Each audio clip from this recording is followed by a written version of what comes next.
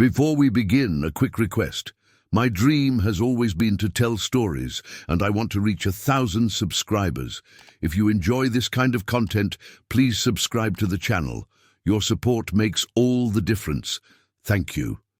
New York City breathed a familiar autumn melancholy. Golden leaves from the ginkgo trees drifted lazily onto the sidewalks of Madison Avenue, and a cool wind carried the first hint of frost. For most of the city's inhabitants, it was just another October Monday. For Ellie Vance, it was another day in the fight for survival. "Ellie, table 5 has been waiting to order for 15 minutes. The voice of Mark Wagner, the manager of the Gilded Spoon, cut through the air like a knife. Ellie sighed quietly, adjusting her black apron. 26 years old, a master's in art history from NYU, and here she was, a tray in her hands, and customers who looked right through her. This wasn't how she had pictured her life. Not after 5 years of study and hundreds of hours spent lost in museums and galleries. "On my way, Mr. Wagner," she answered, keeping her voice even though everything inside her was simmering. Table 5 was occupied by a middle-aged couple. The man in the expensive suit didn't even glance at her, staring at the menu with an expression of profound dissatisfaction. "Good evening, my apologies for the wait. May I take your order?" she asked with a professional smile. "Do we have to wait all night?" the man snapped. "I thought this place had a Michelin star." Ellie swallowed hard. "I'm very sorry, we're exceptionally busy this evening." "Nonsense," the woman scoffed, adjusting a pearl necklace. "The staff is simply incompetent." Dumb. Ellie felt a hot blush creep up her neck, but years in the service industry had taught her to hold her tongue. She wrote down their order, fussy with a dozen modifications, and headed toward the kitchen. At that same moment, in a luxury penthouse apartment overlooking Central Park, Nicholas Wallace was finishing a video conference with business partners from Berlin. 34 years old, millions in the bank, his own tech company, and a view that spanned the Manhattan skyline. To many, he was the embodiment of success. "Mr. Wallace, the car is waiting," Charles, his personal driver, announced, peering into the home office. Nicholas nodded, closing his laptop. The business dinner at the Gilded Spoon wasn't something he was looking forward to, but Peter Davenport, his lead investor, had insisted. The best new American cuisine, he'd called it. Nicholas would have preferred a simple meal, maybe even takeout, but business was business. "Thank you, Charles. I'll be down in 5 minutes." He ran a hand through his dark hair and glanced in the mirror. A perfectly tailored charcoal suit and a crew shirt, a discreet watch worth as much as a small car. He looked exactly like a young entrepreneur who had just closed a $20 million funding round should look. So why did he feel so empty? The Gilded Spoon at 7:30 in the evening was pulsating with life. Ellie balanced between tables, delivering orders, clearing empty plates, smiling even though her feet and back ached. She dreamed only of returning to her small apartment in Astoria, sinking into a hot bath, and forgetting everything. "Ellie, VIPs at table 6. Mark appeared out of nowhere, as usual at the worst possible moment. Davenport brought some big shot with him. "I need you to be perfect, you understand?" "Of course," she replied automatically, though she was already handling 8 other tables. She moved toward table 6, the best in the house, tucked into a cozy alcove with a view of the small garden. 3 men in suits were seated there, 2 older and 1 younger man she'd never seen before. Something about his posture, the way he observed his surroundings, caught her attention. He didn't look happy to be there. "Good evening, gentlemen. Welcome to the Gilded Spoon." She greeted them with her practiced smile. "May I get you something to drink to start?" Peter Davenport, a regular she knew all too well, didn't even look up. "A bottle of the Châteauneuf du Pape, 2012 vintage," he grunted, scanning the menu. "And be quick about it, girl. We have important matters to discuss." Ellie nodded and was about to leave when the younger man spoke unexpectedly. "Excuse me, could we see the wine list first?" His voice was calm but firm. Davenport shot him a look of annoyance. "Nick, I assure you I know my wines." This is an excellent choice for what we'll be ordering." Nicholas Wallace, for that was apparently his name, smiled faintly. "I don't doubt it, Peter, but I'd like to see what else the restaurant offers." Ellie felt a sudden wave of sympathy for the stranger. "Of course, sir. I'll bring the wine list right away." When she returned, she presented the elegant leather-bound menu to Nicholas, who thanked her with a nod. Something in his gaze, attentive, not judgmental, made her feel strangely seen, not as a waitress, but as a person. "Do you recommend anything in particular?" he asked, looking her directly in the eye. Ellie hesitated. Most customers didn't ask for her opinion, and certainly not customers like Davenport. "We have some interesting local wines, if you're interested. Wilfer Estate from the Hamptons has an excellent Chardonnay. A Long Island wine." The third man, whom Ellie didn't know, scoffed. "You must be joking, girl." Nicholas closed the wine list. "We'll have a bottle of the Wilfer Estate Chardonnay," he said calmly. "It's always worth appreciating local talent, isn't it?" Ellie felt a genuine smile spread across her lips. The first one of the evening. The business dinner dragged on endlessly. Nicholas had to work to hide his boredom. Peter Davenport and his colleague John Norton spoke mostly about themselves, their investments, their connections. Every few minutes, one of them would make a comment about the service, the food, or the other guests, always critical, always too loud. Nicholas watched the red-haired waitress, Ellie, as the manager called her, who handled their behavior with remarkable grace. There was something intriguing about her. The way she held her head high, the intelligence that shone in her green eyes, the small gestures that betrayed she didn't belong here. "So, Nick," Davenport's voice pulled him from his thoughts, "when are you planning your expansion into the American market?" "Second quarter of next year," he answered automatically. "But we want to solidify our position in Central Europe first." "You should be aiming for the States right away," Norton interjected, sloppily pouring more wine. A few drops splashed onto the tablecloth. "That's where the real money is." Nicholas suppressed a sigh. Norton, a typical member of the old school of business, saw the world through the lens of quick profits. He didn't understand that Wallace was building something more than just another money-making app. That's when the incident happened. Ellie appeared at their table with the desserts. As she leaned over to place a raspberry cheesecake in front of Norton, the man unexpectedly pushed his chair back, knocking into her hip. The plate wobbled and slid onto the businessman's lap, leaving a bright red stain on his light-colored trousers. "You clumsy oaf!" Norton roared, jumping to his feet. "Do you have any idea what these pants cost?" Ellie's face went pale. "I'm so sorry, sir. It was an accident." She started, but Norton wasn't listening. "An accident? You're completely incompetent. Where's the manager?" "I demand that you be fired immediately." The restaurant fell silent. All eyes turned to their table.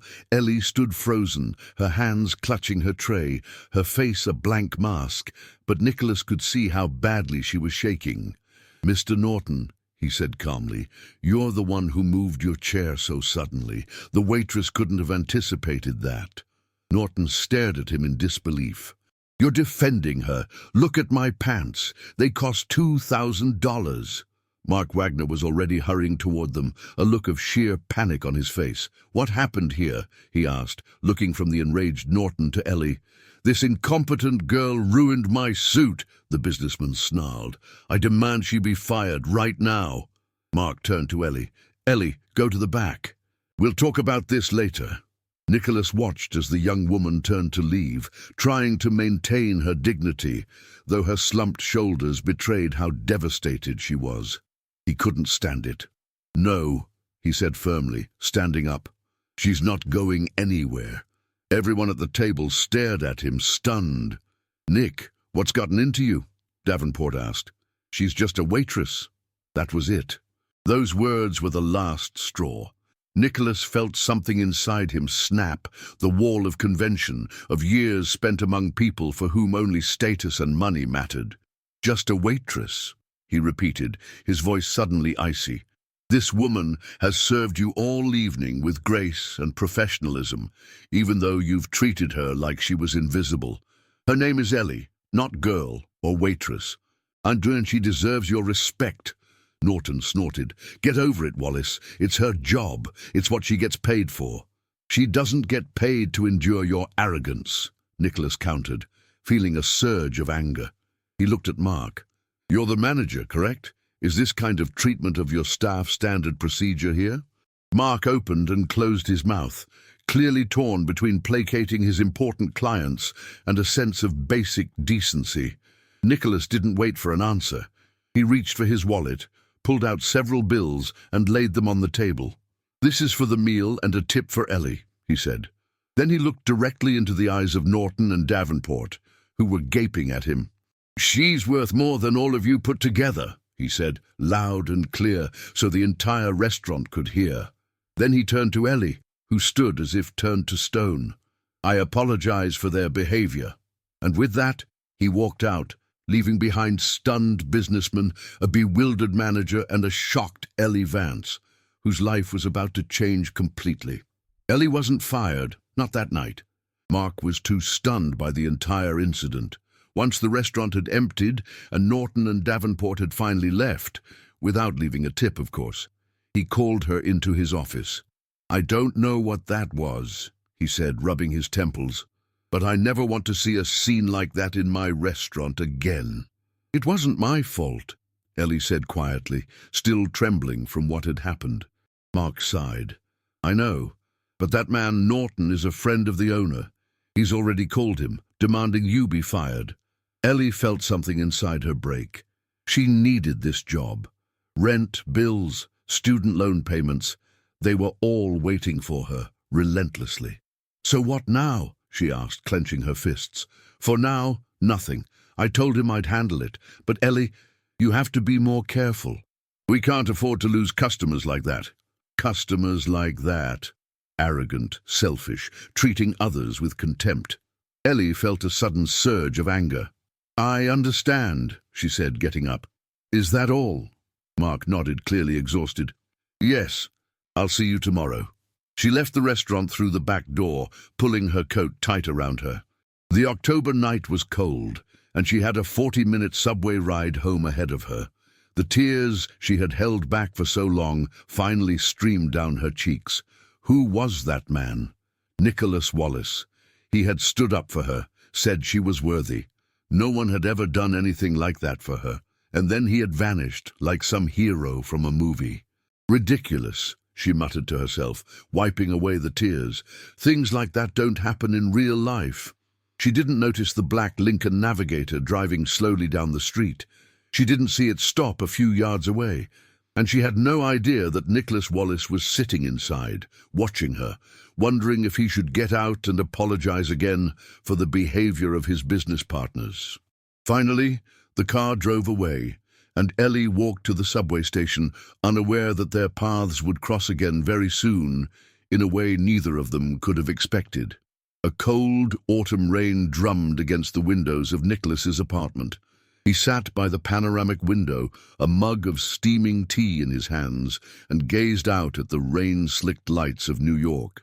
It had been 3 days since the incident at the Gilded Spoon, and he still couldn't stop thinking about the red-haired waitress with the green eyes. His phone vibrated for the 10th time that evening. Another text from Peter Davenport. Nicholas sighed and finally reached for the device. Nick, you need to call me back. Norton is furious. The investment is hanging by a thread. He put the phone down without replying. He knew his behavior had been unprofessional. He knew he had jeopardized an important deal. But when he remembered the look on Norton's face, the way he had spoken to Ellie, he didn't regret a thing. When had he become one of them?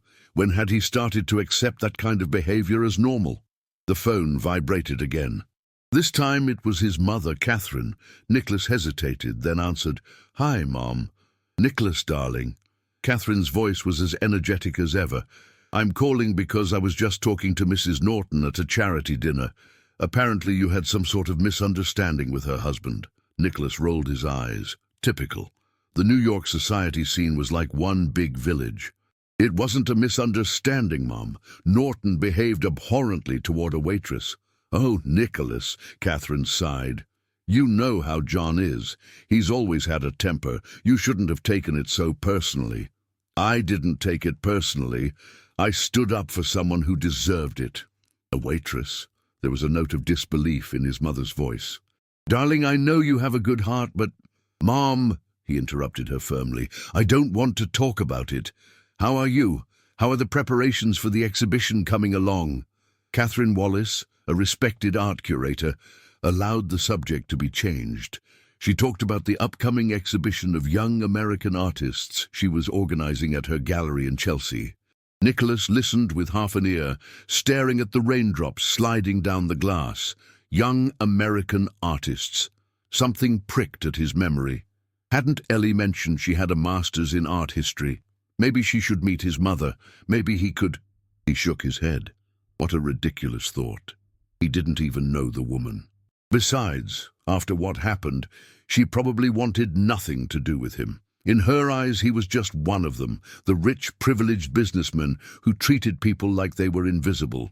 Nicholas, are you listening to me? His mother's voice pulled him from his reverie. Sorry, Mom, I'm a little tired. We'll talk tomorrow, okay? Just after he ended the call, Nicholas sat in the dark for a long time, wondering when his life had become so hollow. Ellie stared at the screen of her aging laptop, no longer seeing the words of the email she was reading. Her eyes burned with exhaustion.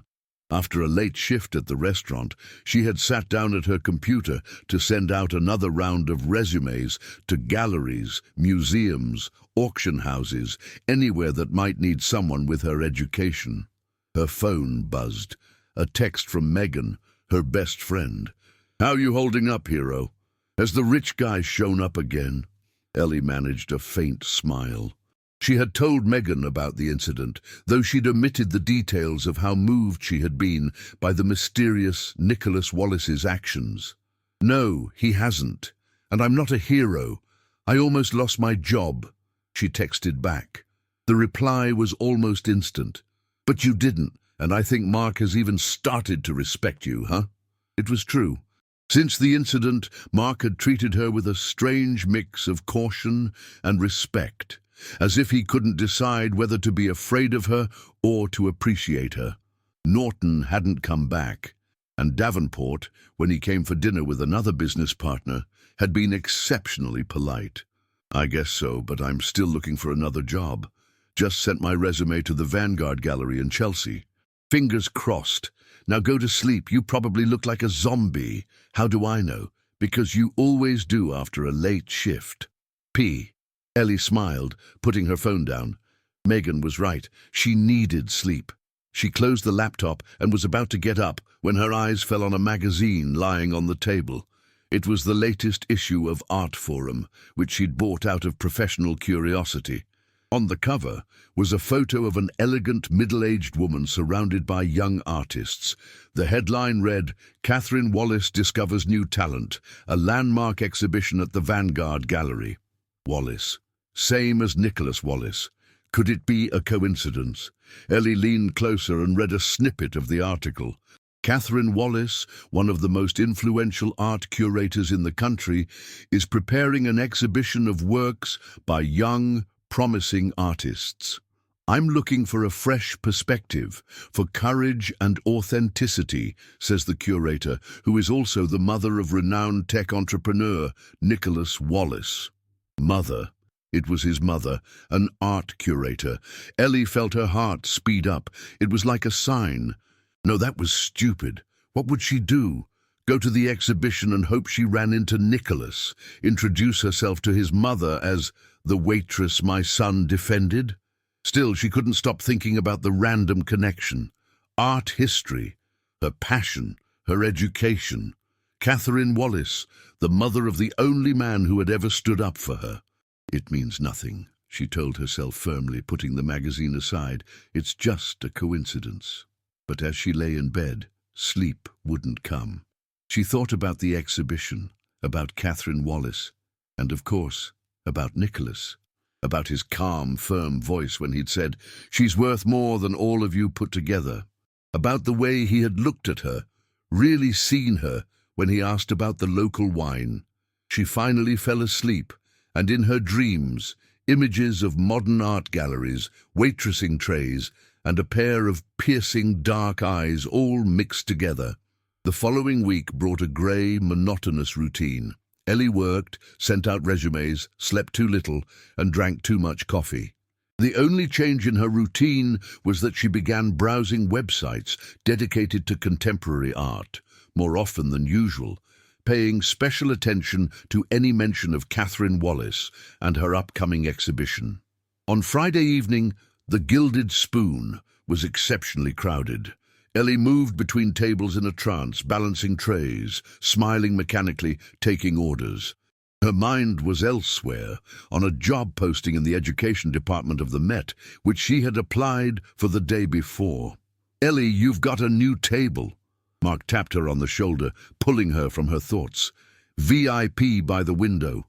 "On my way," she answered automatically, heading toward the indicated table. She stopped in her tracks when she saw who was sitting there. Not Nicholas, which she had been quietly hoping for all week, but the woman from the magazine cover, Catherine Wallace in the flesh, elegant and distinguished, in a cream-coloured pantsuit, with pearls around her neck and an amber bracelet on her wrist. Ellie took a deep breath and approached the table. "Good evening, welcome to the Gilded Spoon," she said, trying to keep her voice steady. "May I get you something to drink?"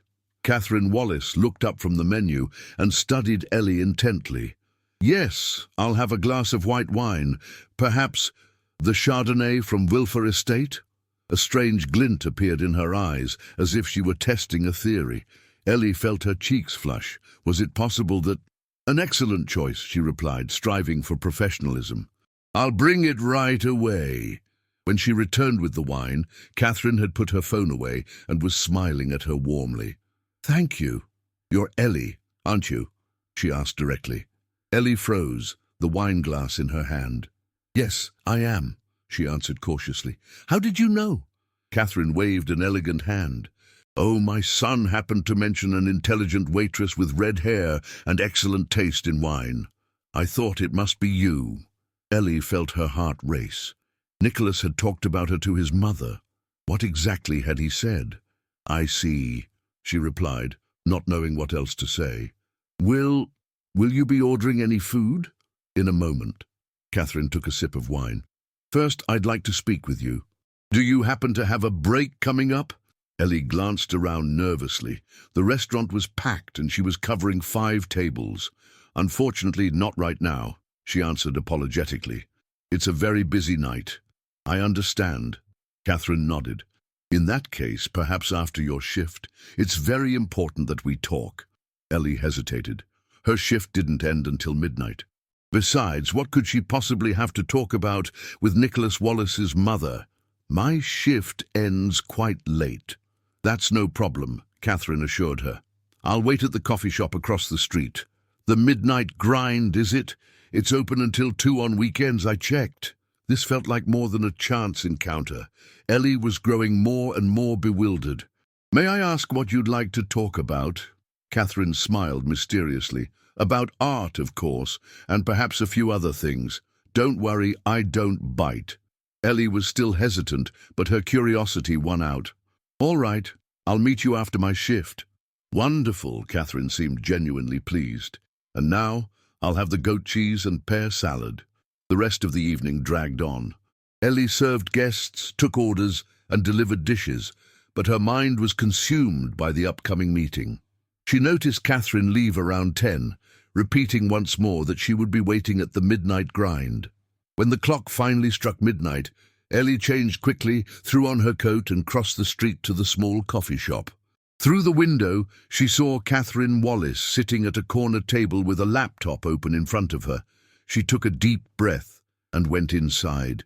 Nicholas tossed and turned, unable to sleep. It was after 1 in the morning, and sleep wouldn't come. For a week, he'd been living in a strange sort of limbo. Norton had finally backed off, thanks mainly to the intervention of Nicholas's mother, who was friends with his wife. Davenport had also stopped pressing the issue, accepting an apology for the unfortunate incident. Everything was back to normal. Almost. because Nicholas couldn't stop thinking about Ellie Vance. About her green eyes, the dignity with which she endured humiliation, the intelligence that flashed in her gaze. He wondered if he should go back to the restaurant. But what would he say? "Hi, I'm the guy who made a scene at your job. Want to go out?" Absurd. His phone buzzed on the nightstand. Who on earth was texting him at this hour? He reached for the device and saw a message from his mother. "You owe me dinner, darling. I just finished a fascinating conversation with a certain red-haired art historian. I'll call you in the morning. Good night." Nicholas shot up into a sitting position, suddenly wide awake. Art historian? Red-haired? Had his mother just... No, that was impossible. How would she even know? He'd never told her exactly where he'd had that disastrous business dinner. But Catherine Wallace was a master at acquiring information, and she had an obsession with making her only son happy. Nicholas groaned, falling back against the pillows. What had his mother cooked up now? "It's truly a remarkable coincidence," Catherine was saying, stirring her tea. "A master's in art history, a specialization in contemporary art, and working as a waitress to make ends meet. So many talented young people in similar situations." Ellie sat across from her, still a bit intimidated, but she was starting to relax. Catherine Wallace had a captivating quality, a directness combined with a warmth that made it easy to open up to her. "It's not easy to find a job in the field," Ellie admitted, "especially without connections." "Yes, our art world can be quite insular," Catherine nodded, "and that's precisely why I'm looking for fresh perspectives. People who see more, who see differently." For the past hour, they had talked about art, about Ellie's studies, about her career aspirations. Catherine hadn't once mentioned the incident at the restaurant or her son, though Ellie was certain the woman knew everything. "Tell me, Ellie," Catherine leaned forward slightly, "what are your thoughts on arts education, on bringing an understanding of art to people who don't have easy access to it?" Ellie felt her eyes light up. "I think it's crucial. Art shouldn't be elitist. It should reach everyone, regardless of their education or financial status. During my studies, I led workshops for children from underprivileged backgrounds, and I saw how art can change perspectives, give hope, teach them to express their emotions." She stopped, realizing she was speaking with too much enthusiasm. But Catherine was looking at her with genuine interest. "That's exactly what I'm looking for," she said quietly. "Passion. A belief in the transformative power of art." She opened her elegant handbag and took out a business card. "My gallery is looking for an education programs coordinator, someone to create a series of workshops to accompany the exhibition of young artists you've probably read about." Ellie stared at the business card, dumbfounded. "You want me to... Now come in for an interview," Catherine finished for her. "Monday at 10, what do you say?" Ellie felt her heart pound. It was like a dream come true. "But does this have anything to do with what happened at the restaurant?" she asked directly. "With your son?" Catherine smiled faintly. "Let's just say my son brought a certain exceptional person to my attention. The rest is my professional interest. I read your resume, the one you sent to the Met. I have friends there. You are exactly who I'm looking for. The incident at the restaurant was just a catalyst." Ellie didn't know what to think. On one hand, it was the opportunity she had dreamed of. On the other, wouldn't it be like accepting charity? "You have nothing to worry about," Catherine said, as if reading her mind. "I'm not offering you a job out of pity. I'm offering it to you because I believe you're the right person for it. Come to the interview. Show me your ideas. Prove me right." Ellie took a deep breath. "All right, I'll be there." "Wonderful." Catherine closed her laptop. "And now tell me, what do you think of my son?" The question caught Ellie so off guard that she nearly choked on her tea. "Excuse me?" "Nicholas, what do you think of him?" Catherine repeated with disarming directness. I don't really know him," Ellie answered evasively. "I've only met him once." "But he made an impression on you, didn't he?" Catherine smiled knowingly. "Don't worry, I'm not trying to set you up. Not yet, anyway." "Not yet? What was that supposed to mean? Ellie felt a blush creep up her cheeks. Mrs. Wallace. Catherine, please. Catherine, I appreciate the job offer, I really do. But when it comes to your son, I understand. Catherine held up a hand. Too soon for that kind of talk, fair enough. But let me tell you something, Ellie. My son is a good man who sometimes forgets who he really is. What he did at the restaurant, that was the real Nicholas, the one I know, the one who sometimes gets lost in the world of business and money. Ellie didn't know what to say. Catherine glanced at her watch. Oh, it's getting very late. You should go home and get some rest. I'll be waiting for you on Monday at 10. She handed her another document. Here's the gallery's address and some information about the position. Be prepared, all right? As they were leaving the coffee shop, Catherine unexpectedly hugged Ellie. I have a good feeling about you, Ellie Vance, she said, patting her lightly on the arm. See you on Monday. Ellie stood on the sidewalk watching as the elegant figure of Catherine Wallace got into a cab. She clutched the business card and job description in her hand as if they were a ticket to another world. Everything was happening so fast. Too fast? Maybe. But for the first time in a very long time, Ellie felt like her life might actually change. And though she tried not to think about it, one thought kept creeping into her mind. Would she see Nicholas Wallace again? Monday morning greeted New York with the first hard frost of the season. Puddles on the sidewalk were coated with a thin layer of ice, and every breath turned into a white puff of vapor. Ellie stood in front of the entrance to the Vanguard Gallery, a modern building of glass and concrete in Chelsea, trying to control the trembling in her hands. She wasn't sure if it was from the cold or from nerves. She was wearing her best professional outfit, a navy blue dress, a black blazer, and a small emerald necklace her grandmother had given her for her master's graduation. Her hair was pulled back in a neat bun, and her makeup was minimal. She wanted to look serious, competent, trustworthy. You're ready, she told herself silently, her fingers tightening around the portfolio containing the documents and ideas she had prepared all weekend. She had barely slept, working on a concept for the gallery's educational program. She had reviewed the portfolios of the artists whose work would be exhibited, studied Catherine Wallace's previous shows, and created plans for workshops that would connect contemporary art with the daily lives of different social groups. She took a deep breath and walked inside. The gallery's interior was spacious and bright. White walls, a concrete floor, minimalist furniture. A young woman with short, platinum blonde hair sat at the reception desk. Good morning, my name is Ellie Vance. I have a 10 o'clock appointment with Mrs. Wallace, Ellie said, trying to make her voice sound confident. The receptionist looked her up and down. Ah, yes, Mrs. Wallace said she was expecting you. Please follow me. She led Ellie through the main exhibition space, where staff were busy installing the new show, to a small office in the back. She knocked on the door and opened it without waiting for a reply. Ellie Vance is here for you, Mrs. Wallace. Catherine was sitting behind a large desk, looking over some documents. She stood up when she saw Ellie, a warm smile on her face. Ellie, right on time. Thank you, Zoe. You can get back to your duties. When the receptionist had closed the door, Catherine gestured to the chair opposite her desk. Please sit. Coffee? Tea? No, thank you, Ellie replied, though her throat was dry with stress. All right. Catherine sat back down. I'm glad you came. I took a closer look at your resume. Impressive academic achievements, some interesting projects during your studies.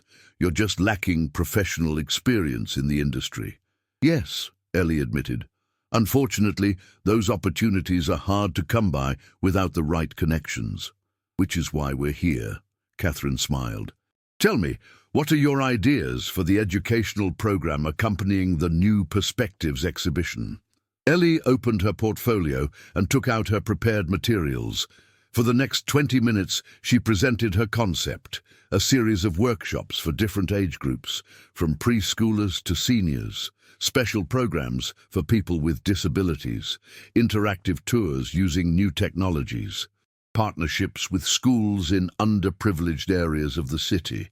Catherine listened attentively, asking sharp, insightful questions from time to time. No one could accuse her of being unprofessional.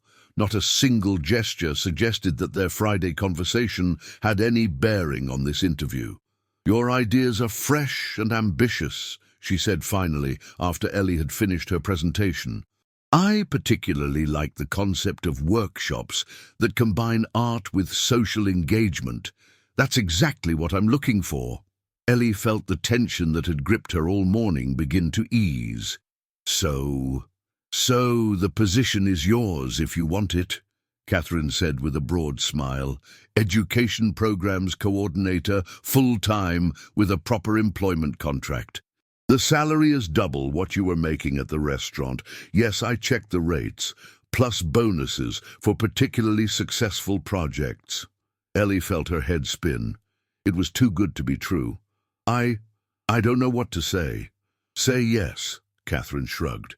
"And you can start tomorrow. We only have a month until the exhibition opens, so there's not much time." "Yes," Ellie replied, almost in a whisper, and then louder. "Yes, of course I accept." "Wonderful."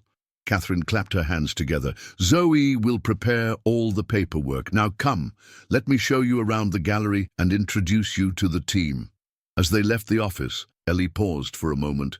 "Mrs. Wallace, Catherine, thank you. This means more to me than I can say." Catherine looked at her seriously.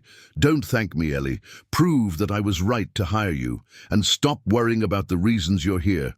You're here because you deserve it, because you have worth," she added with a slight smile, alluding to her son's words. Ellie felt a blush creep into her cheeks, but she nodded. "I'll do everything I can not to disappoint you." "I know," Catherine replied simply. "Now let's go. We have a lot of work to do." Nicholas sat in his office on the 20th floor of a skyscraper near Columbus Circle, scrolling through another financial report. His company, Neurotech, which specialized in AI-powered software for analyzing medical data, was growing at lightning speed. They were just finalizing a deal with one of the largest hospitals in Germany. He should have been excited. He should have felt satisfied. Instead, all he felt was tired. His phone vibrated. A text from his mother. "Dinner on Sunday, 4 o'clock, my place. I won't take no for an answer, and bring wine. Something local." Nicholas smiled in spite of himself, his mother and her directness. He was about to reply when Peter Davenport walked into his office. Their relationship had been cooler since the incident at the restaurant, but business was business. They were still partners. "Nick, we have a problem," Davenport said without preamble. "The Germans want to renegotiate the terms of the contract." Nicholas put his phone down. "What exactly do they want to change?" "The payment schedule. They want to spread it out over a longer period, and they're demanding additional guarantees." For the next hour, they discussed negotiation strategy. Nicholas was in his element. Pragmatic, precise, decisive. This was the part of the business he liked, solving problems, finding compromises, achieving goals. "All right, let's set up a video conference for tomorrow," he said finally. "Prepare all the data we might need." After Davenport left, Nicholas returned to his mother's text. Sunday dinner. Normally, he would have used work as an excuse, but something told him he should show up this time. Catherine was determined to see him, and he was still wondering what Ellie Vance had told her during their mysterious meeting. "I'll be there, with wine," he texted back curtly. His thoughts drifted back to the red-haired waitress with green eyes. Had his mother really met with her? What did they talk about, and why was he so intrigued by it all? He shook his head. He had more important things on his mind than a woman he'd only seen once in his life. The first week at the Vanguard Gallery was a dream for Ellie. She had her own desk, a computer, a budget to implement her educational program. The gallery staff welcomed her warmly, though some of them were clearly surprised that Catherine had hired someone with no experience for such a responsible position. "Don't worry about Zoe," Ellie told Megan during their weekly coffee date. "She looks at me like I stole her dream job." They were sitting in a cozy coffee shop near the gallery. It was Friday, the end of Ellie's first week at her new job. She probably did, Megan shrugged, sipping her latte. Listen, this whole thing sounds like a fairy tale. You meet a handsome millionaire who defends your honor, and then his mother gives you your dream job. What's next? A proposal? Ellie rolled her eyes. Stop it. This isn't a fairy tale. I got this job because I'm qualified. Of course you are, Megan agreed, but you have to admit the circumstances are pretty unusual. Ellie couldn't deny it. The whole situation felt surreal. For the past week, she had worked from morning till night, getting to know the gallery, the artists whose work would be exhibited, and developing the details of the educational program. Catherine was a demanding boss, but also a supportive mentor. She valued Ellie's ideas, gave constructive criticism, and encouraged experimentation. By the way, have you seen him again? Megan asked, pulling Ellie from her thoughts. Who? Who do you think? Nicholas Wallace. Megan rolled her eyes dramatically. Your knight in shining armor. No, I haven't, Ellie replied, trying to sound indifferent. And he's not my knight. I don't even know him. But you'd like to, Megan said with a sly grin. Admit it. Ellie sighed. Maybe I would, but it doesn't matter. He lives in a different world, and I have a new job that I need to focus on. His mother is your boss, Megan pointed out. You couldn't ask for a better opportunity. That's exactly why I have to be even more professional, Ellie replied firmly. End of subject, okay? Megan held up her hands in surrender. Okay, so how are the preparations for the exhibition going? Ellie gratefully switched to a safer topic. She told her friend about the artists whose work she'd come to know, her ideas for the workshops, the challenges of organizing such a large event. You know, I'm going to Catherine's for dinner on Sunday, she said at one point. She wants to discuss the details of the program in a more informal setting. On Sunday? To her house? Megan raised her eyebrows. That sounds intimate. It's just a business dinner. Ellie waved her hand, though she wasn't entirely sure that was true. Catherine is very hands-on with her projects. Megan hummed with a smile that said more than 1,000 words. Of course, strictly business. Sunday arrived faster than Ellie had expected. She stood in front of an elegant brownstone in Greenwich Village, one of New York's most prestigious neighborhoods, a bottle of wine in her hand. Catherine had told her not to bring anything, but Ellie couldn't show up empty-handed. The Wallace home was impressive, but not ostentatious, a beautifully restored pre-war building with a well-tended garden out back. Ellie took a deep breath and rang the bell. The door was opened by Catherine herself, dressed in a simple but elegant dress. She smiled broadly when she saw Ellie. "Ellie, come in, please." She took the bottle of wine. "You shouldn't have, but thank you. Come, you can meet the other guests." Guests? Ellie felt a sudden pang of anxiety. She thought it was going to be an intimate meeting, maybe with Catherine's husband. She wasn't prepared for a social gathering. She followed Catherine into a spacious living room where several people were already seated around a dining table. When they entered, everyone turned to look at them. Ellie froze, because one of the guests was Nicholas Wallace. He was sitting at the end of the table, talking to a man Ellie didn't recognize. He stopped mid-sentence when he saw her, and an expression of surprise, then recognition, crossed his face. "Ellie, let me introduce you," Catherine said, taking her by the arm and leading her toward the table. "This is my husband, Andrew." An older man with a kind face stood up and shook her hand.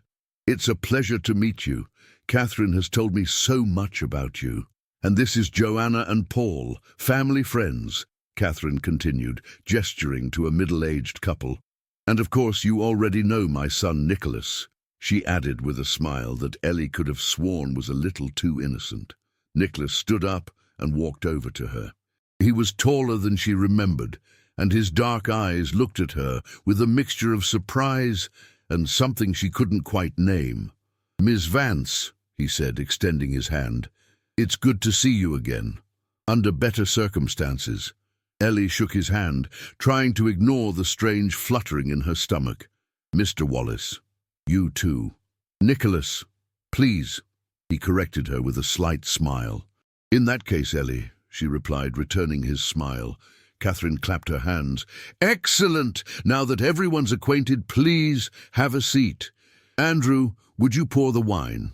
Ellie sat in the indicated spot, which, coincidentally, was right next to Nicholas's chair. She could feel him looking at her, but she tried to remain calm. So, he began quietly, as the other guests resumed their conversations. You're working for my mother now? Yes, she replied, reaching for the wineglass Andrew had placed in front of her. As of this week, Education Programs Coordinator. Nicholas nodded. Impressive. Your mother didn't tell you?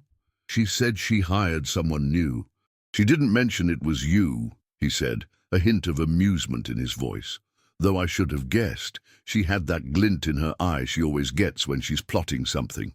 Ellie felt her cheeks grow warm.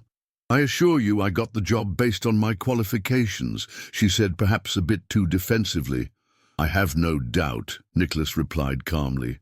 My mother wouldn't hire someone who wasn't competent, regardless of the circumstances. A moment of silence passed between them. Ellie watched Nicholas out of the corner of her eye. In a casual outfit, dark jeans and a grey sweater, he looked different than he had in an elegant suit. More approachable, more human. I wanted to, Nicholas started, but he was interrupted by Catherine's voice. Nicholas, tell Ellie about your new project in Berlin. I think she might find it interesting. Nicholas looked at his mother with a mixture of annoyance and amusement, but he dutifully turned to Ellie.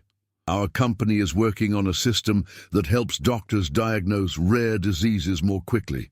We use artificial intelligence to analyze medical images. That sounds fascinating, Ellie replied honestly. How does it work? To her surprise, Nicholas turned out to be a wonderful conversationalist. He spoke about his work with a passion that reminded her of her own feelings for art. He explained complex technologies in a way that was understandable, but not patronizing. He also asked questions about her job, about her ideas for the educational program, listening with genuine interest. The dinner flowed in a pleasant atmosphere. Catherine and Andrew proved to be warm hosts, and their friends were kind, intelligent people. Ellie, initially tense, gradually relaxed, joining in conversations about art, politics, and books. Ellie, you have to try my husband's cheesecake, Catherine said when it was time for dessert.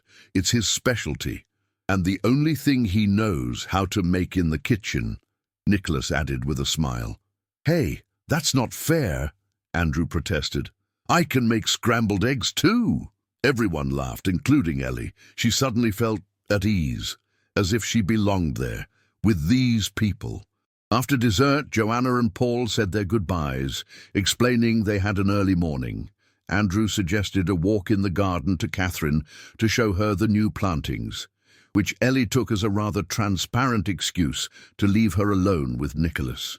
They were left in the living room, sitting opposite each other at the table, an awkward silence hanging between them. So, they both started at the same time, and then they both laughed. You first, Ellie said. Nicholas cleared his throat. I wanted to apologize for what happened at the restaurant. I shouldn't have made such a scene. You're apologizing for defending me? Ellie raised her eyebrows. No, of course not. He shook his head. But the way I did it, it could have only made your situation worse. It didn't, she assured him. Quite the opposite. Mark started treating me with more respect, and Norton never came back. That's good, Nicholas smiled with relief. I was worried about that. You were worried about me? Ellie asked quietly. Their eyes met. Something sparked between them, a flicker of understanding, of connection. Yes, he answered just as quietly. I even drove back to the restaurant a few times to see if you were okay, but I never had the courage to go inside. Why not? I was afraid you wouldn't want to see me, that you'd associate me with that terrible evening. Ellie shook her head. No, I thought about you often. I wondered who you were, why you did what you did. Nicholas was silent for a moment, toying with his empty wineglass. I did it because I couldn't stand the way they were treating you, because I saw something in your eyes that was... He trailed off, searching for the right words. Dignity, strength, in spite of everything. Ellie felt her heart speed up. And then your mother found me, she said with a small smile. Yes, well, Nicholas rolled his eyes. My mother has a talent for meddling in my life, but in this case, I think I'll forgive her. Me too, Ellie admitted. Thanks to her, I have the job I've always dreamed of. And you're sitting here with me instead of waiting tables. Yes, she looked him straight in the eye, and that's a nice change too. Nicholas held her gaze. For a moment they sat in a silence that was no longer awkward. Maybe, Nicholas began, but he was interrupted by Catherine and Andrew's return. How's the conversation going? Catherine asked with a wide smile that betrayed she knew exactly what she had interrupted. Very well, Nicholas replied, giving his mother a meaningful look. I was just about to ask Ellie out for coffee. Some other time. A wonderful idea! Catherine clapped her hands with an enthusiasm that seemed a bit over the top to Ellie. Ellie, you simply must accept. Nicholas knows a great coffee shop near the gallery. Mom, Nicholas sighed. I'm staying out of it, Catherine said, holding up her hands in surrender, though her eyes sparkled with joy. Ellie, will you stay a little longer? I'd like to discuss a few details about the children's workshops. Of course, Ellie replied, grateful for the change of subject. Nicholas stood up. In that case, I'll be going. I still have some work to do tonight. He looked at Ellie. It was very nice to meet you again. You too, she replied, smiling shyly. And Ellie, he added, already at the door. My offer still stands. If you'd like to get coffee sometime, he took out a business card and placed it on the table in front of her. I'll think about it, she replied, trying to sound neutral, though her heart was hammering against her ribs. After Nicholas had left, Catherine sank into the chair next to Ellie with a wide grin. So, what do you think? She asked bluntly. About what? Ellie feigned ignorance. My son. What do you think of him? Ellie sighed. There was no point in pretending. He's interesting, intelligent, different than I expected. Is that good or bad? Good, Ellie admitted. Definitely good. Catherine patted her hand. I'm glad. Now let's talk about those workshops. And about how you're going to make my son finally find someone who reminds him of who he really is, instead of who he's trying to be. Ellie laughed, shaking her head. You're unbelievable. You know that? I know, Catherine replied proudly. That's why I'm successful, in business and in life. Later, as Ellie rode home in a car service, Andrew had insisted on ordering for her, despite her protests that she could take the subway. She thought about how much her life had changed in just 2 weeks. From a waitress enduring humiliation, she had become a respected coordinator at a prestigious gallery, and in her hand rested a business card with Nicholas Wallace's phone number. Life was unpredictable, and for the first time in a very long time, Ellie felt that this unpredictability might just bring something wonderful. New York was shrouded in a November fog as Ellie walked through Central Park.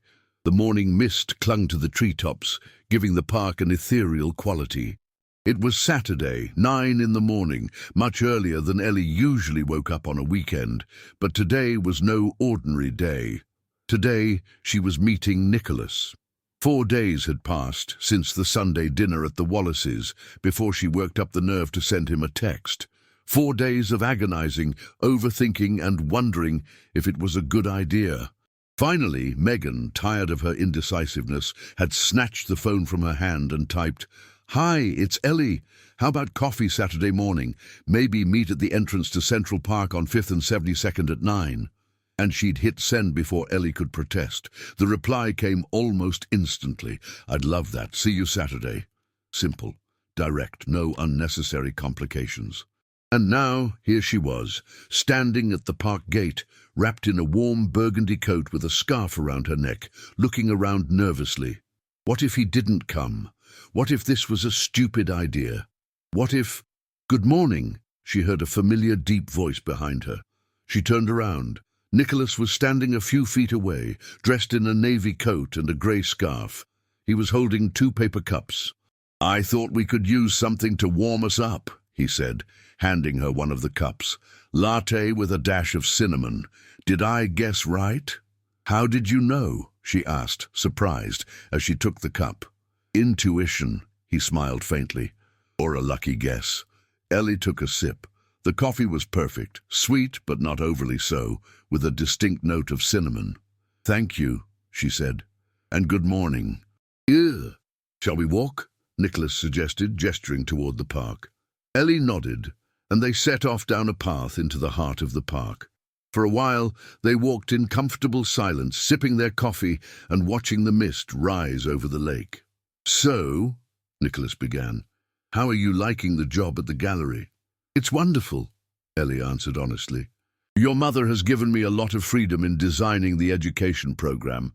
Tomorrow is our first workshop for kids from a group home in the Bronx. Really? Nicholas looked at her with interest.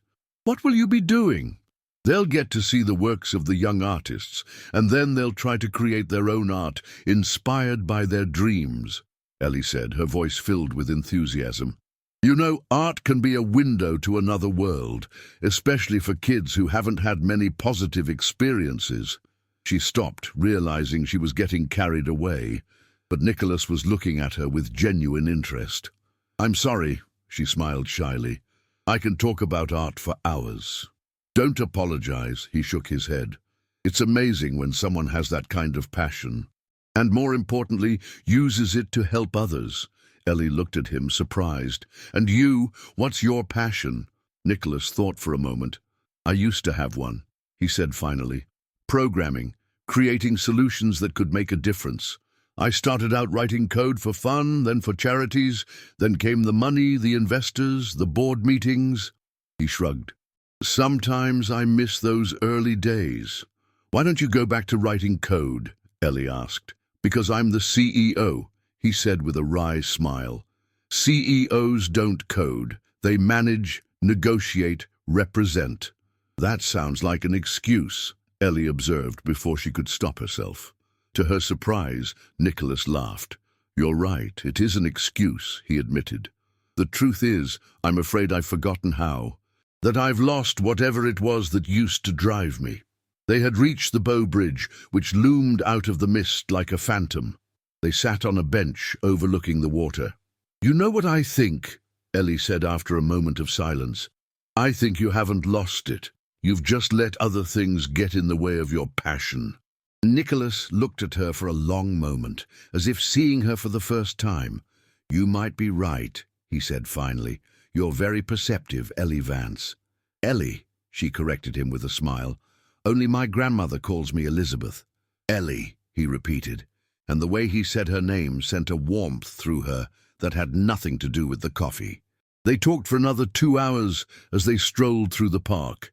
Ellie told him about her studies, her dreams for her career in the arts, and the projects she wanted to bring to life at the gallery. Nicholas talked about the early days of his company, the challenges of developing medical technology, and his fascination with mathematics and algorithms. They discovered they had a surprising amount in common. They both loved old movies, preferred paper books to e-books, and loved to travel off the beaten path.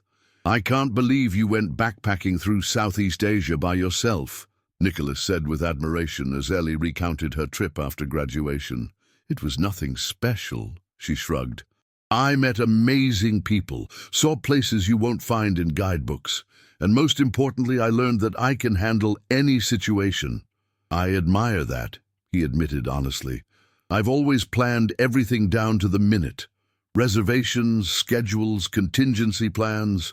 That sounds terribly boring, Ellie laughed. It was, Nicholas agreed. Maybe it's time for a change. He glanced at his watch and sighed. Unfortunately, I have to go. I have a video conference with my partners in Berlin at noon. On a Saturday? Ellie raised her eyebrows. Time difference, he explained with a smile. It's already Monday for them. Ellie laughed. I see. Well, this was a lovely morning. Thank you for the coffee. Damn. They stood facing each other at the park exit, as if neither of them wanted the meeting to end. Maybe, Nicholas started, then cleared his throat and tried again. Maybe we could do this again, next week? I'd love that, Ellie replied, trying to keep her voice steady, though her heart was pounding. Great, he smiled broadly. I'll be in touch. He stood there for a moment as if he wanted to say something else, but finally he just nodded and turned to leave. After a few steps, however, he stopped and walked back. I forgot something, he said, a strange glint in his eye. What? Ellie asked. This, he answered quietly, and leaned in to place a gentle kiss on her cheek. See you soon, Ellie. And he walked away, leaving her stunned, her cheeks burning and feeling as if the ground had just shifted beneath her feet. So, Megan's voice was full of excitement when Ellie answered her phone on her way home. Tell me everything. It was nice, Ellie replied, unable to suppress a smile. Nice? That's all you're going to give me? Megan groaned. I need details. What did you do? What did you talk about? Is there going to be a second date? Ellie laughed, suddenly feeling light and happy. We walked through Central Park, talked about everything, art, travel, work, and yes, there's going to be a second date, next week. I knew it, Megan exclaimed triumphantly. And tell me, was there any hugging, kissing? Ellie felt herself blush again at the memory of the gentle kiss on her cheek. Maybe, she answered evasively. Oh my God, there was! Megan sounded like she had just won the lottery. Spill it now! It was just a kiss on the cheek, Ellie admitted, when he said goodbye. That's just the beginning, my friend, Megan practically purred. I'm telling you, this is like a movie. The Millionaire and the Waitress, a modern-day Romeo and Juliet. Stop it, Ellie rolled her eyes, though Megan couldn't see it. This isn't a movie. And I'm not a waitress anymore. Details. Megan waved a hand, which Ellie could easily imagine. The important thing is that you like each other. I can feel it.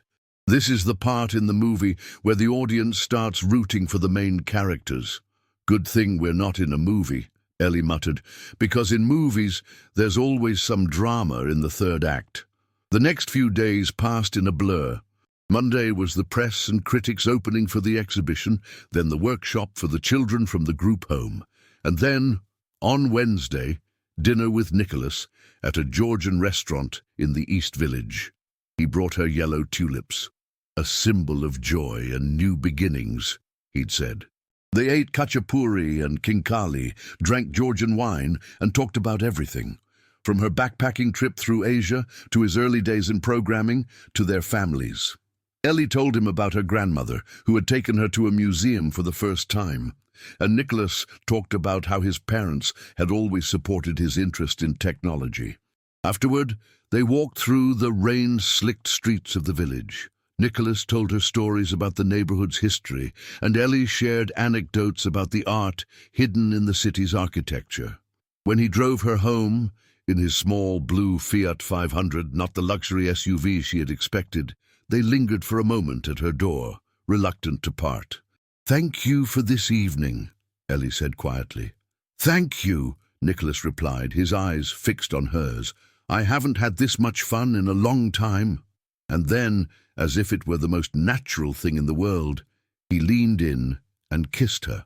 Not on the cheek, like last time, but on the lips. Gently, questioningly. Ellie kissed him back, feeling her heart race.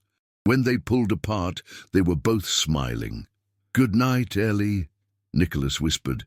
Good night, Nicholas, she replied, knowing she wouldn't be sleeping much that night. And indeed, as she lay in bed, staring at the ceiling, she couldn't stop thinking about Nicholas Wallace, about how different he was from what she had expected, how easy it was to talk to him, how he looked at her as if he really saw her. Was it possible that someone like him could really be interested in someone like her? Stop it, she chided herself silently. You're not that waitress anymore. You're the education program's coordinator at a prestigious gallery. You have an education, a passion, goals. But was that enough? Weren't the worlds they came from too far apart? With these thoughts, she finally drifted off to sleep. Her dreams a mix of Georgian landscapes, New York City parks, and a pair of dark eyes that looked at her as if she were someone truly special. November slowly gave way to December, and New York began to prepare for the holidays. The streets lit up with colorful displays, shops filled with festive decorations, and the air smelled of mulled wine and gingerbread. For Ellie, the past few weeks had been a dream. Her education program at the Vanguard Gallery had won praise from critics and the media. The children's workshops were a huge success, and Catherine was lavish with her praise, giving Ellie more and more creative freedom. And then there was Nicholas. After their first dinner, they saw each other many more times, for coffee, for walks in the park, for exploring hidden corners of the city together. With each meeting, they got to know each other better, discovering more shared passions and interests. They talked about everything: art, technology, travel, dreams, fears. And yes, they kissed, more often and for longer. But Nicholas never pushed, never crossed the invisible boundaries Ellie had set. He was patient, attentive, caring. It was a completely new experience for her, to be with someone who truly listened, who asked for her opinion, who treated her as an equal. But despite their growing closeness, Ellie still had doubts. She couldn't bring herself to trust completely, to open up fully. Something was holding her back. Maybe the fear of being hurt, maybe the worry that it was all too good to be true. "I really don't know why you're hesitating," Megan said as they sat in their favorite coffee shop on a Friday afternoon. "The guy is perfect. He's smart, handsome, rich, and clearly crazy about you." Ellie sighed, stirring her tea. "That's just it. It's too perfect. Things like this don't happen in real life." "And yet they do." Megan looked at her seriously. "They're happening to you. Maybe you just deserve it." "Our worlds are too different." Ellie shook her head. "He's used to luxury, to high society, to—" "Oh, come on," Megan cut her off. "The guy drives a Fiat 500, takes you to a tiny Georgian place run by immigrants, and buys you yellow tulips, not expensive roses. He doesn't sound like a snob." Ellie had to admit it was true. Nicholas never flaunted his wealth, never took her to exclusive restaurants unless she asked because she wanted to try something, and didn't deck himself out in expensive gadgets. "Besides," Megan continued, "his mother adores you, and that's saying something." That was also true. Catherine treated her with warmth and kindness, never making her feel the difference in their social status. What's more, she genuinely valued Ellie's work and her ideas. "I'm scared," Ellie finally admitted quietly. "Of what? That I'll get attached, and then it will turn out to be just a fling for him." Megan leaned forward and took her hand. "Ellie, I've known you for 12 years. I've seen how your ex-boyfriends treated you. And I've seen how you let them treat you because you didn't believe you deserved better." She took a deep breath. "But now you have something better.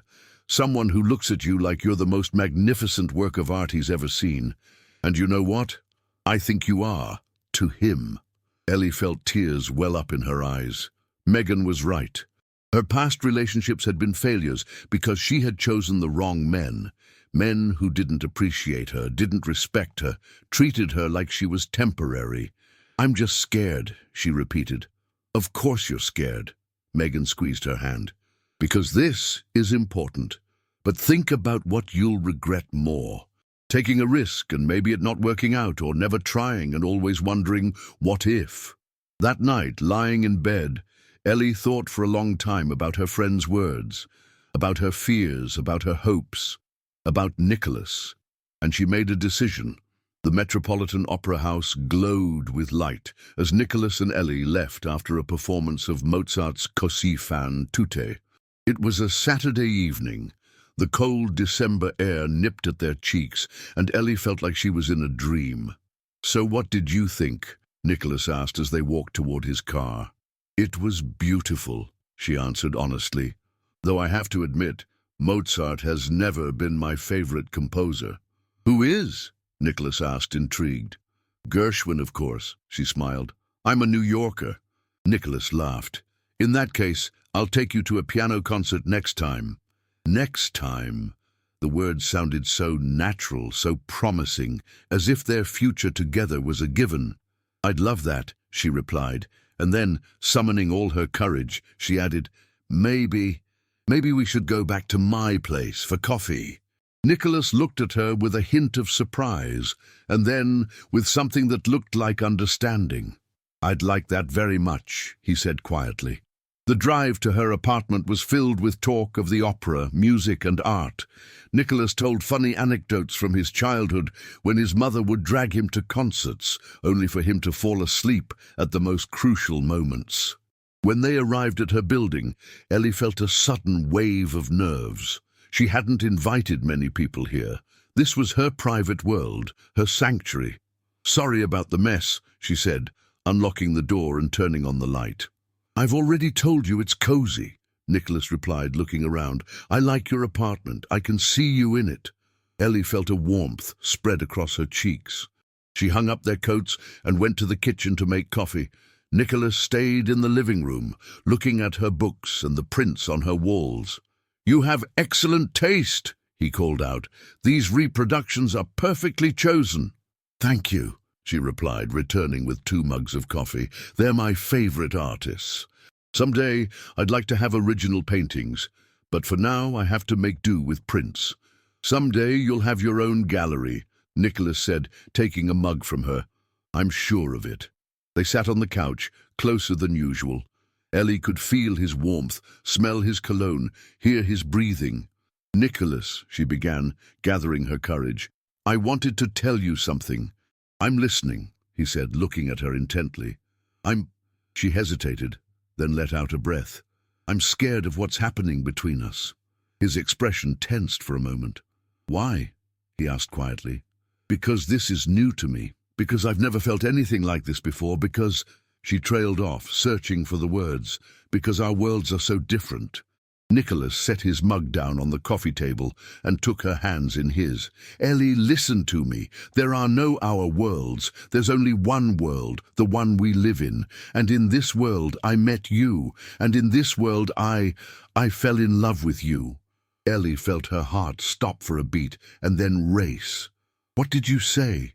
She whispered. I said I fell in love with you, he repeated, looking her straight in the eye. And it doesn't matter where we come from or what our bank accounts look like. All that matters is who we are. And you are the most incredible person I have ever met. Ellie felt tears well up in her eyes. Do you really think so? I do, he confirmed, raising a hand to gently touch her cheek. From the moment I saw you in that restaurant, something in me changed. And as I got to know you, I knew this was it. You were the person I had been looking for without even knowing I was searching. Ellie didn't know what to say. All her fears, all her doubts suddenly seemed so small, so insignificant in the face of the powerful emotion she saw in his eyes. I'm falling in love with you too, she finally admitted, and saying the words out loud brought a strange sense of relief. But I was afraid that for you, this was just a fling, that you would get bored of me once you got to know me better. Nicholas shook his head in disbelief. How could you think that? With every day, with every conversation, I fall more in love with you. Your passion, your intelligence, your strength, it all makes you extraordinary, someone I never want to lose. He leaned in and kissed her, and there was something new in this kiss, a promise, a certainty, a depth of feeling. Ellie kissed him back, feeling the last of the barriers between them crumble away. They didn't talk any more that night about their fears or their differences. That night, they were simply a man and a woman who had discovered that despite all the odds, despite all the doubts, they had found in each other what they had both been searching for: understanding, acceptance, love. And in the morning, when Ellie woke up in Nicholas's arms, looking at his peaceful face lit by the first rays of sunlight, she knew there was no going back. She had given him her heart with all its fears and hopes, and she felt that he had done the same. The following week was a dream for Ellie. At the gallery, they were preparing a special holiday program, and she was busy developing Christmas-themed workshops for children.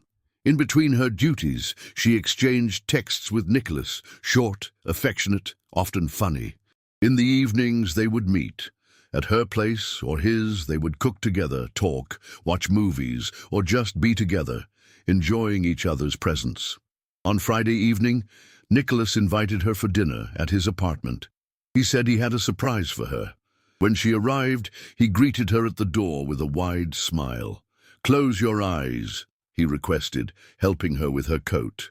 "Oh, what are you up to?" she asked suspiciously, but she obediently closed her eyes. She felt him take her hand and lead her through the apartment. She could hear soft piano music, Gershwin, of course, and smelled the scent of candles and something baking. "You can open them now," he said finally. When she opened her eyes, she gasped. Nicholas's living room was completely transformed. An elegantly set table stood in the center, illuminated by candlelight. Twinkling lights were everywhere, creating a warm, intimate atmosphere, and on the walls. "Are those," she began, not believing her eyes. "Your favorite paintings," Nicholas finished for her. "I borrowed them from the gallery for the evening, with my mother's permission, of course." Ellie walked over to the wall, where a painting by Mary Cassatt, her favorite American artist, was hanging. "How did you do this?" she asked in disbelief. "I have my ways," he smiled mysteriously. "I wanted you to have your own private gallery, just for one night." Ellie felt tears well up in her eyes. No one had ever done anything so thoughtful, so personal for her. "This is the most beautiful gift I've ever received," she said, turning to him. "Thank you." Nicholas walked over and put his arms around her. "You deserve the best of everything," he said quietly, "and I want to give it to you, every single day." The dinner he had prepared, with the help of a professional chef, he freely admitted, was exquisite. They talked, laughed, told stories from their childhoods, and made plans for the future. "My mother is inviting us for Christmas Eve," Nicholas said at one point. "You and your parents, if they can drive in from Connecticut." Ellie blinked in surprise. "My parents? But they don't know you. That's exactly why I should meet them, don't you think?" He smiled. "I am dating their daughter, after all." "What if they don't like me?" Ellie asked. "Your parents?" "No, your parents not liking my parents," she clarified. "They're just so normal. Your mother is a famous curator. Your father is an architect. My dad teaches high school math, and my mom is a nurse." Nicholas took her hand. "Ellie, my parents are not snobs. Especially my mother, who, as you well know, started her career from nothing. They will like your parents because they are the parents of the person I love. And besides, whatever they are like, they raised you. That's reason enough to respect them." Ellie smiled gratefully. Nicholas always knew what to say to dispel her doubts. "I'll ask them if they can come," she promised. "Though I should warn you, my dad has a habit of asking new acquaintances very direct questions." "I can handle it," Nicholas laughed. "I'm used to tough negotiations." After dinner, they moved to the couch with glasses of wine. Nicholas put his arm around Ellie, and she rested her head on his chest, feeling safe and loved. "You know," Nicholas said after a moment, playing with a strand of her hair, "I never thought I would meet someone like you. Someone who would remind me of who I really am, someone I can be myself with." Ellie lifted her head to look at him. "And who are you really, Nicholas Wallace?" He thought for a moment. "The kid who loved math and coding, who dreamed of creating things that could help people, who somewhere along the way forgot that business was supposed to be a means to an end, not the end itself." "And what is the end?" she asked quietly. "To make the world a better place," he replied simply. "Even just a little. The way you do, teaching art to children, showing them that there's more than the everyday life they know." Ellie felt her heart fill with warmth. Nicholas understood. He truly understood what her work, her mission meant to her. "I love you," she said, raising a hand to touch his cheek. "And I believe that together we can do a lot of good." "I love you too," he replied, kissing her gently. "And I'm sure you're right. Together we can do anything." That night, lying in Nicholas's arms, Ellie thought about how far she had come since that fateful evening at the Gilded Spoon.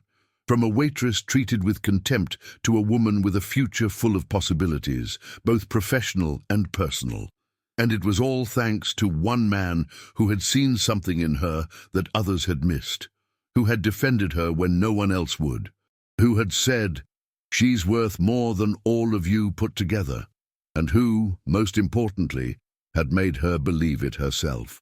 The next day at the gallery, Ellie worked with a constant smile on her face, a fact that did not escape Catherine's notice. "I see my son has accomplished his mission," she said with satisfaction when they were alone in her office. "What mission?" Ellie asked, though she had a good idea what she meant. "Making you happy," Catherine shrugged, "and himself in the process. I haven't seen him so alive in a long time." Ellie felt herself blush. "I have to thank you for lending me the paintings for last night," she said. "It was an incredible experience." "Don't mention it," Catherine waved her hand. "Consider it an extra bonus for your achievements. Besides, the boy begged so pitifully I couldn't refuse," she added with a smile. Ellie laughed, picturing Nicholas pleading with his mother to borrow priceless works of art. "I'm so glad I met him," she said honestly. "And you too, Catherine." "I'm glad too," Catherine replied, and something that looked suspiciously like emotion appeared in her eyes. "And I hope you'll stay with us for a long time, at the gallery and in the family." Ellie felt her heart race at those words. In the family.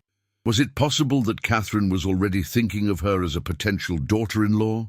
But before she could answer, the office door burst open, and Zoe, the receptionist, rushed in. "Mrs. Wallace," she exclaimed, clearly flustered. "Mr. Norton is in the gallery and he's demanding to speak with you." Ellie felt the blood drain from her face.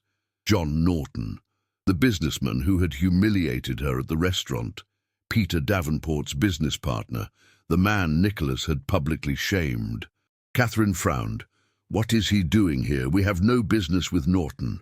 "I don't know, Mrs. Wallace." Zoe shook her head. "But he's very insistent, and he mentioned something about—" She glanced at Ellie. "About Miss Vance." Ellie felt her stomach clench. This couldn't be a coincidence. Norton must have found out she was working at Catherine's gallery. Maybe he had also found out about her relationship with Nicholas. "I'll see him," Catherine said firmly, then turned to Ellie. "Do you want to be here for this?" Ellie hesitated. Part of her wanted to run, to hide, to avoid the confrontation. But another, stronger part of her knew she had to face this. "Yes," she replied. "I want to know what this is about." Catherine nodded in approval. "Zoe, please show Mr. Norton in." As Zoe left, Catherine looked at Ellie seriously. "Whatever he says, remember this. You are a valued employee of this gallery and an important part of my son's life. I will not allow anyone to undermine that." Ellie felt a wave of gratitude. With that kind of support, she could face even John Norton. The door opened again, and a tall, greying man in an expensive suit walked in. His face was a mixture of irritation and satisfaction as his eyes landed on Ellie. "I knew it," he said, before Catherine could even greet him. "I knew I'd find you here. Mr. Norton, to what do we owe this unexpected visit?" Catherine's voice was icy as she gestured for him to take a seat. Norton didn't sit. Instead, he stood there, measuring Ellie with a contemptuous gaze. "I came to clear up a certain misunderstanding," he said, emphasizing the last word. "I've learned that you hired this person," he gestured at Ellie with his chin, "after she was fired from the restaurant for incompetence." Ellie felt her cheeks burn. "That's not true," she said firmly. "I wasn't fired." "Not yet, but it was only a matter of time," Norton smirked. "A friend of mine owns the Gilded Spoon. As soon as I told him about the incident—" "What incident are you referring to?" Catherine interrupted him. "The one where you behaved abhorrently toward my employee, where my son had to stand up for her because no one else would?" Norton's face turned purple. "Your son made a public scene. He behaved unprofessionally, jeopardizing an important business deal. And now I find out that this waitress is working in your gallery and dating your son. This can't be a coincidence. What exactly are you suggesting?" Catherine's voice was quiet but laced with anger. "That this whole thing was a setup," Norton exclaimed. This girl deliberately caused an incident to get the attention of a rich customer, and now she's manipulating him and you to— Enough! Catherine shot to her feet. I will not have you insult my employee and my intelligence in my own office. Ellie Vance is a qualified art historian whom I hired for her expertise. Her relationship with my son began later and has nothing to do with her job.